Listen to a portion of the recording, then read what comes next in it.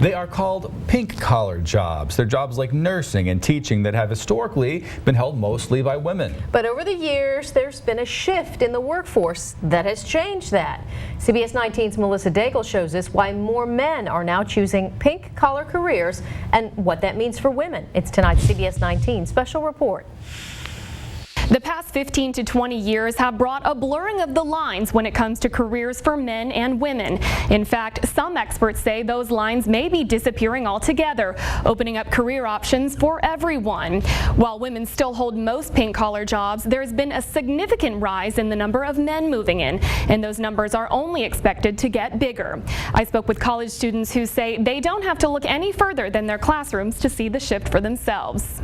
Actually, there are quite a few. Shavonte Mays is working on her nursing degree at UT Tyler. She says the higher she goes in the nursing program, the more men she sees in her classes. I think probably for every 5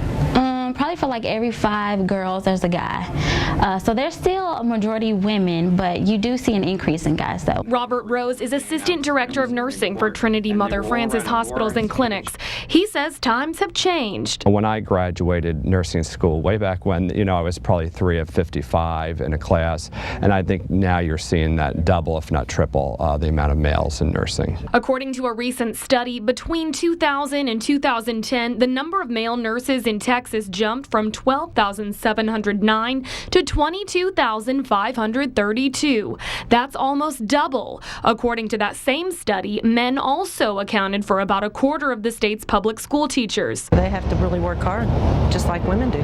Susan Kennedy teaches family and consumer science at Robert E. Lee High School in Tyler. She says there are plenty of male teachers on campus. They teach math, science, English, history. A lot of them are the sports coaches, but a lot of them aren't. So why the shift? Well, this is Marilyn. UT Tyler Director of Career Services Marilyn Albert says the economy is probably the biggest reason. One of the things that they want to make sure is that they find a job that is pretty much recession-proof. It's a job that they can easily find and get and keep, and it pays well. Rose says nursing is one of those jobs. And mobility.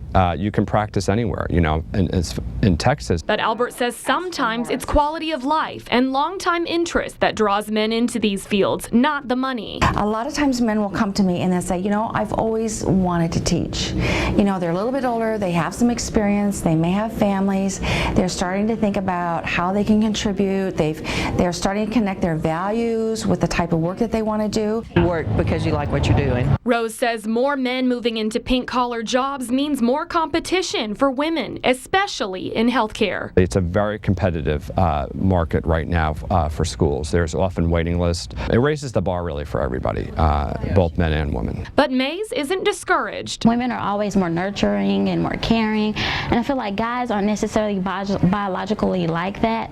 So at the end of the day, we're always going to be, I think, better at giving the care. Marilyn Albert with UT Tyler says even though there's more male competition in pink-collar jobs, recruiters are still picking the most qualified candidates, regardless of their gender. I'm Melissa Daigle. Back to you. An interesting shift. Thank you, Melissa. Now, other growing pink-collar professions include counselors, bank tellers, cashiers, and legal assistants. For more information on pink-collar jobs and what it means for women, go to CBS19.tv and click on the hot button.